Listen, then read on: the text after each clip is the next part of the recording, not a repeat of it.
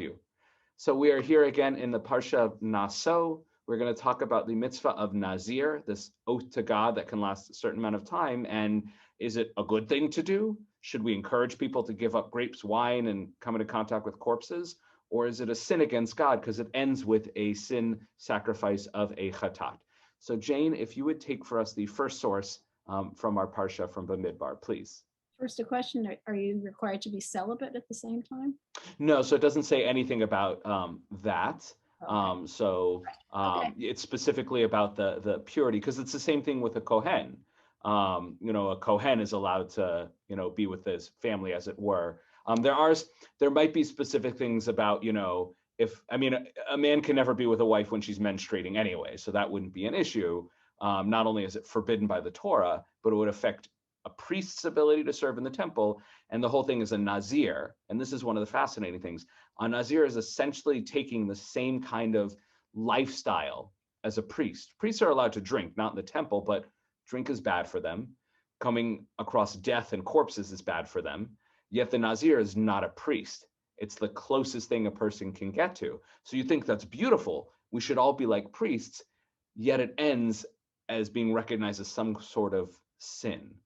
So go ahead, Jane, please. Source one and then source two. Okay. Speak to the Israelites and say to them, if anyone, man or woman, explicitly utters a Nazarite's vow to set him apart for the Lord. So I should have included more than that, but that essentially that. And then it lays out all the things I said about no grape products, wine, grape juice, etc. No coming into contact with a corpse, no shaving of the head. It's both men and women. And it ends with a chatat, with a sin offering. Now, this first source here, which is one of our oldest ones from the Talmud, is trying to understand why it is a sin to be, or why when one ends their Nazarite vow, again, it can be 6 months, 2 years, 2 months, whatever it is, they end with a sin offering as if they have done a chet, as if they've done a sin. So this is trying to understand it. So please, Jen, source number two. Shmuel said, whoever sits in a fast is called a sinner. And he is of the same opinion as this Tana, as it is taught. Rabbi Eliezer HaKapar, in the name of Rabbi, said, what does the text mean when it says in Numbers, and make atonement for him for that he sinned by reason of the soul? Two. I think that was just a note there, so it's just a guess. Oh, okay. Against what soul did he sin? That he denied himself wine. We can now make this inference from minor to major. If this man, a Nazarite, who denied himself wine is termed a sinner, how much more so he who denies himself very many things? Rabbi Elazar says, he is termed holy, as it is said, he shall be holy, he shall let the locks of the hair of his head grow long.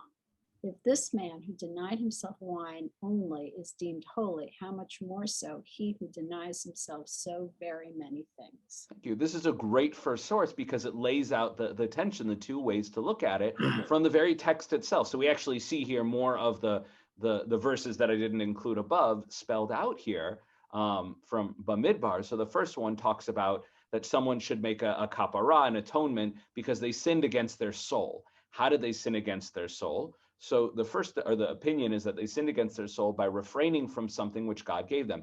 You will see this come out more, I think, in the Ramban, but one of the later sources, they'll spell this out more clearly. But something here about refraining from something is not a good thing. And somebody, a Nazir, who only refrains from having great products, if they're considered a sinner, somebody who fasts for no reason. So we're not talking about a communal, accepted public fast. Somebody who just takes on fasts willy-nilly, that is a sinful action. However, the text also says, again, in Bamidbar earlier, here, our one above was 6:2, so it's just a little bit after that, is that the person who is a Nazir is considered holy, and they should, let their hair grow out. So if they're holy for just refraining from a couple things, all the more so somebody who totally becomes like an ascetic would be even more holy. So what is it? And this tension we're going to see reflected further in the Mishnah Torah by Rambam. But the next source here, Ellis, I'll have you read, is from Nachmanides, 12th century Corona, the Ramban. And he's going to spell out a little bit more the opinion that it's sinful. He's going to explain it a little bit more. So please, Ellis. And the reason that he must bring a sin offering on the day that he completes his days of being a Nazarite, it is not explained, but the most simple explanation is that this man sins against his soul on this day of the completion of his Nazaritehood, for until now he was separated in sanctity and the service of God, and he should therefore have remained separated forever, continuing all his life consecrated and sanctified to his God, as is written. And I raised up prophets from among your sons and Nazarites from among your young men. And also later in Numbers, verse 8.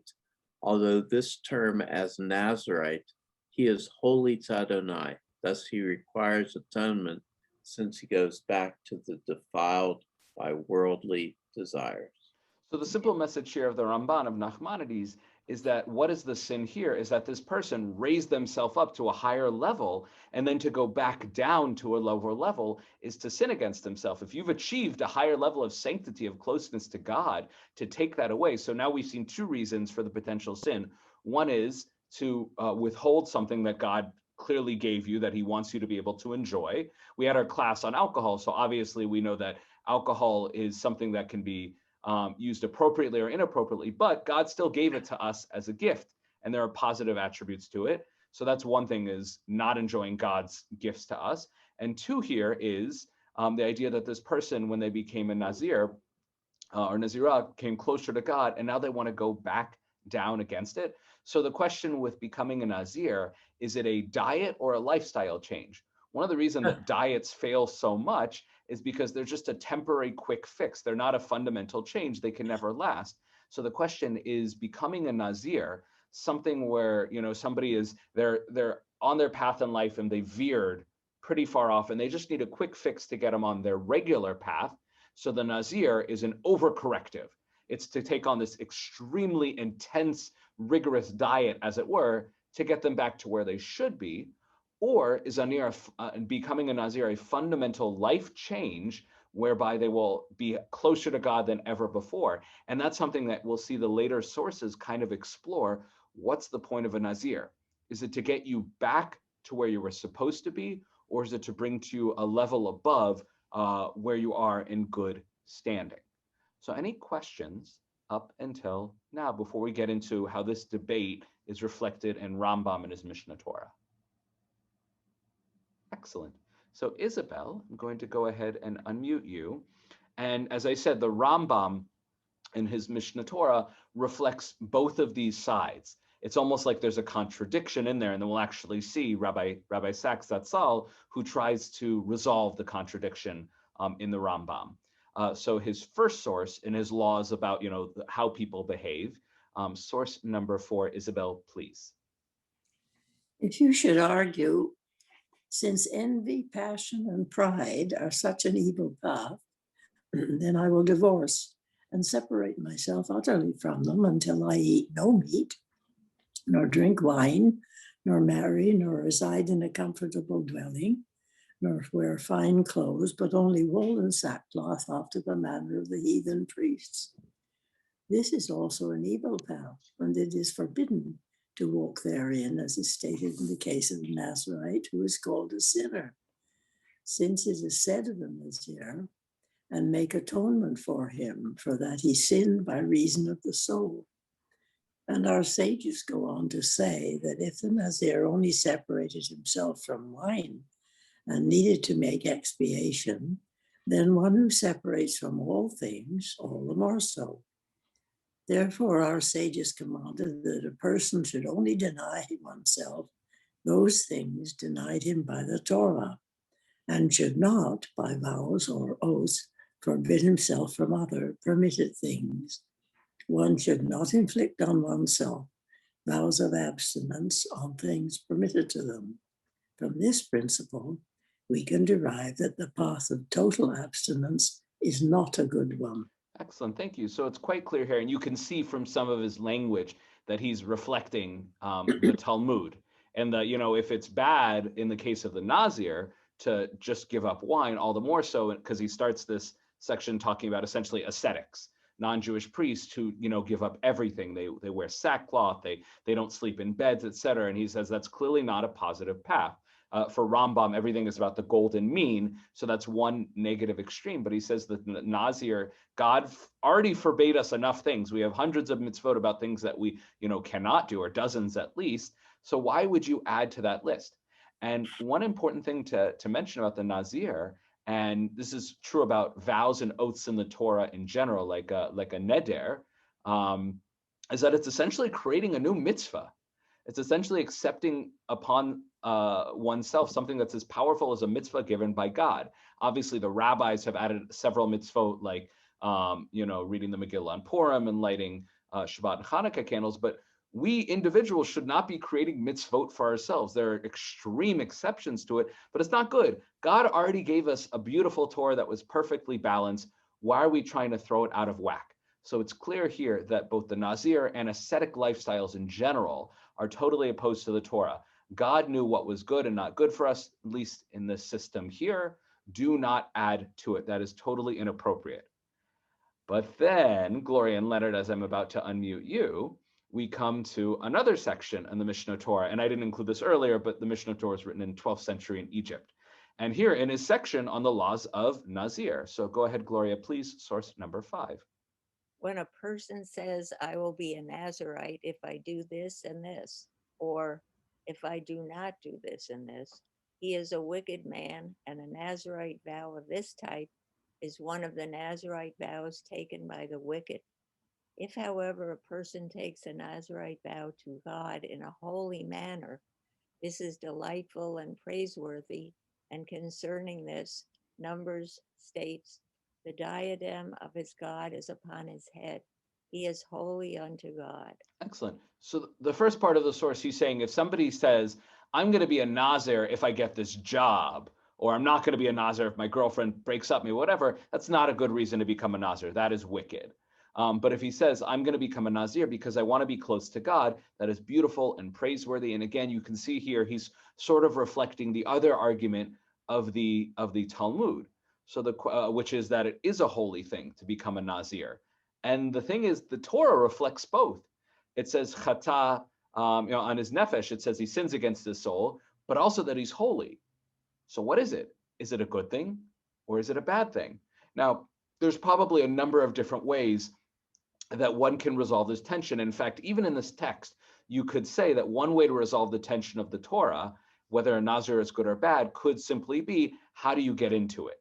So that might be, you could even ask Rambam, and he's like, I already gave you an answer. I don't contradict myself. If you become a Nazir for the right reason, it's holy. If you become a Nazir for the wrong reasons, it's bad. And his text above that Isabel had read about not refraining things from yourself, that's if you do it for the wrong reasons. If somebody swears off chocolate because they want to be healthy to serve God, maybe that is a good, positive, holy thing. But if somebody swears it off so they could fit into a dress and impress people at the Tonys or something like that, that's not a good reason to make a vow. And I'm not talking about here somebody who's dieting and limiting what they're taking. I'm saying somebody who swears before God that they are going to forbid themselves something as if it were a new mitzvah. So the question is there an appropriate time to create a new mitzvah on yourself? And maybe one answer is that if you're doing it for the right reasons to serve God better, maybe it's fine. However, the Torah doesn't make that distinction. All the Torah says is the Nazir is holy, but when they're done, they sin. So Ramban's answer about the sin is not being a Nazir anymore, that's actually one of the best, most compelling answers I've seen. But there's some beautiful thoughts here that are added by Rabbi Sachs and the great scholar Nechama Leibowitz from Israel. So Rabbi Sachs Atzal, his memory be for a blessing, he tries to, in a much longer, beautiful piece on this week's Parasha Nasso, kind of tries to tackle the contradiction, or the seeming contradiction in Maimonides. So Leonard, if you would please take source number 6.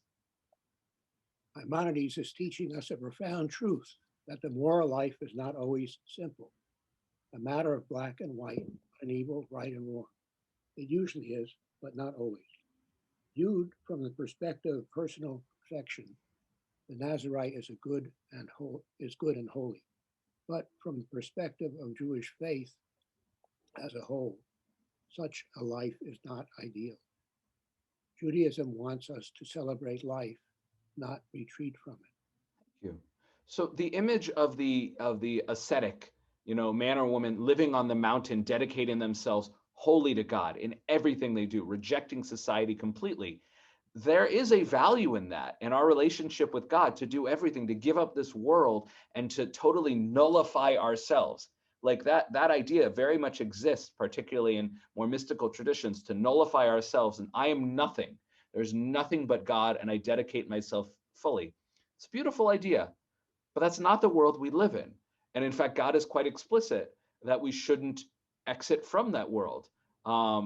And Nashira on Shabbat was talking about the idea that the Torah was given, we celebrate on Shavuot, the Torah was given to all of us as a plurality. We don't say, when we say we will accept the Torah, we say na'aseh v'nishma, from the plural, anachnu, we will do, we will hear it, we accept it. It's not ani eseh ishma, it's not I will do, it has to exist in a community. So you have two conflicting values here. There is religious value in some form of asceticism, in lowering yourself to get closer to God. But that's not the world God put us in. So the Nazir does have a place, but a limited place. Do it for 1 month. Go to I have a very good friend who goes on these retreats, these meditation retreats where they might not talk for a while, and they disconnect from the world for a few days. That might be okay, but to do it permanently is a negative thing.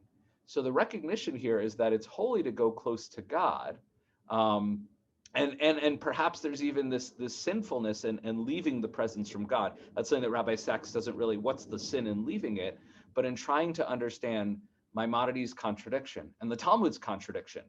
Is it good or is it bad? And the answer is, it's both. It's both. There is a value in sometimes separating from the world, but God also clearly wants us to be part of the world. Now, we're still left then with and I think that's a beautiful way to kind of make Maimonides work, but we're still kind of left with the question, well, what's the sin then? So as I said, I think so far Ramban, Nachmanides' suggestion that the sin is being at that high level and then leaving that place close to God, is a sin against one's soul. And the word chet doesn't mean sin, it means to miss. Like you miss an arrow strike, you miss an opportunity. So I'm not, on that, I'm close to God and I'm missing that now. I'm not hitting the target of being close to God. So I think that's actually a beautiful read. But Chama Leibowitz, who is again one of the greatest scholars that we've had in recent history, who wrote these beautiful books based on correspondence with her students, tries to another attempt at understanding what is the sin. So I'll take this final source here. So this is from her studies in the Parasha on Nasso. The sin is not in becoming a Nazirite or in ceasing to be one. So she's going to take another tack altogether. The sin referred to concerns that which preceded the Nazirite vow. The sin here is not something that happened when you were a Nazir. It's for something you did before. Previous inability to control and discipline one's desires within the bounds imposed by the Torah had made it necessary for the person concerned to restrict themselves even further and vow themselves to abstinence. The Nazirite vow was thus a necessary but extreme medicine for spiritual ills. So what Nechama Leibowitz was imagining here is that somebody who, again, they're just, whether they're a glutton or they're abusive in other ways, and they have plenty of sins. And with most people, if we have bad behaviors, whether it's bad eating or gossip, etc., we should just be able to deal with that without having to create a new commandment and take on this new lifestyle. Again, most people, if they want to be healthier, diets are not the way to go. Lifestyle change is the way to go. But not everyone can do that. Some people do need, at least temporarily, extreme measures to help get them to a healthier place. But once they're in that healthier place, they do have to contend with who they were before the diet. They need to look back and realize that they just had all these bad behaviors and these bad practices and habits, and they, in this case, sins, Chama Leibowitz is talking about, and they need to forgive God for it. But they're not even in a place where they can ask God's forgiveness until after the Nazir vow. This person is just so off the path, They can't fix their behaviors. They need to do an extreme corrective measure of a Nazir. And then once they're back on a reasonable path with God, then they're ready to go to God and say, now that I'm back in a good place, now I want to ask your forgiveness for the sins that I have committed. So that's how she reads it. And the truth is, because the Torah doesn't tell us, there's value in all of these opinions. They're all beautiful. Again, the Ramban Nachmanides, actually Nechama Leibovitz's and Ramban's, I think both work very, very well. And they both give us very powerful messages. Because again, a lot of people struggle with overcoming habits and sometimes doing something extreme. And again, dieting is one of the most common ones. And there are extreme things like tying, I don't know the exact medical procedure, but tying one's stomach, putting a band around one's stomach to make it smaller so a person gets full longer. That's pretty extreme. And by the way, that helps and it saves lives with diabetes and cholesterol and other things. And it's beautiful we have that, but it also misses the underlying issue, which is that person is challenged with self-control. Now, that doesn't mean they're a bad person. So Nechama is talking about someone who has sins on their soul. But again, sometimes people need to take extreme measures. And again, it doesn't mean they're a bad person for needing to take an extreme diet. It means that on their own, they lack the self-control. So they do something extreme. They become a Nazir. They tie, they put a band around their stomach, whatever it is. But afterwards, when they're in a better place, they need to come to a reckoning with who they were before. Because again, most diets don't last forever. And whether it's going to God and saying, I realize that what I did before is bad, and now I'm ready to reckon with you, God, and ask for forgiveness, or a person who says, I did the diet, I'm at a healthy weight now, I controlled my cholesterol, my diabetes, my blood pressure, whatever, but I'm going to end up in that same place unless I make some major lifestyle changes.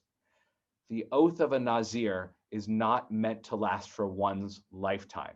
Rabbi Sachs understands that, Rambam understands that. It's meant to be a temporary fix to help someone get back to a better path. If we could stay there all the time, it would be amazing. But we'd also miss out on God's world. And there's a tension being part of society and living our ideal life. And sometimes people can find that balance on their own. Sometimes people need help and need to exit the world for a while. But regardless, God wants us in this world, whether we need an extreme temporary fix or we can fix it on our own.